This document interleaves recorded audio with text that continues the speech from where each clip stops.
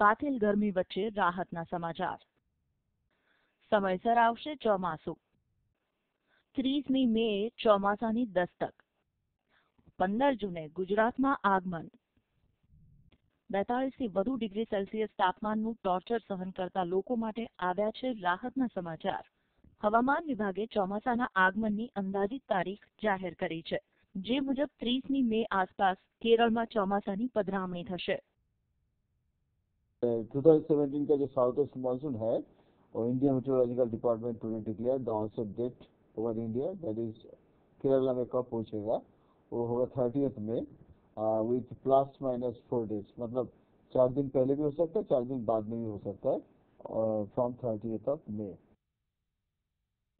થોડા દિવસ પહેલા જ અંદમાન નિકોબારમાં ચોમાસાની શરૂઆત થઈ અને ચોમાસું ભારત તરફ આગળ વધી રહ્યું છે।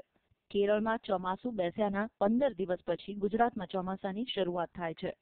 છેલ્લા 5 વર્ષથી હવામાન વિભાગની આગાહી અને વરસાદના આગમનની તારીખોની વાત કરીએ તો વર્ષ 2012માં 1લી જૂને ચોમાસું બેસવાની આગાહી હવામાન વિભાગે કરી હતી, જ્યારે ચોમાસાનું આગમન 5મી જૂને થયું હતું। 2013માં 3જી જૂને આગાહી કરાઈ હતી, જ્યારે વરસાદનું આગમન 2 દિવસ પહેલા 1લી જૂને જ થયું હતું। વર્ષ 2014માં 5મી જૂનની આગાહી સામે 6ઠી જૂને મેઘરાજાએ પધરામણી કરી હતી। 2015માં 30મી મેના રોજ ચોમાસાની આગાહી કરાઈ હતી, જ્યારે 5મી જૂને વરસાદનું આગમન થયું હતું। તો ગયા વર્ષે 7મી જૂને ચોમાસાની આગાહીની સામે 8મી જૂને ચોમાસાનું આગમન થયું હતું। કેરળમાં 1લી જૂન અને ગુજરાતમાં 15મી જૂનની આસપાસ ચોમાસું બેસે છે, ત્યારે આ વખતે પણ ગુજરાતમાં 15મી જૂન આસપાસ મેઘરાજા પધરામણી કરે તેવી હવામાન વિભાગને આશા છે। गुजरात में तो यूजुअली स्टेट वाइज तो यूजुअली डेट डिक्लेयर नहीं करते हैं अभी, बट गुजरात में हम जो देखे हैं कि नॉर्मल जो ऑनसेट डेट होता है, नॉर्मल एडवांसमेंट डेट होगा गुजरात, ये 15th जून के बाद ही होता है।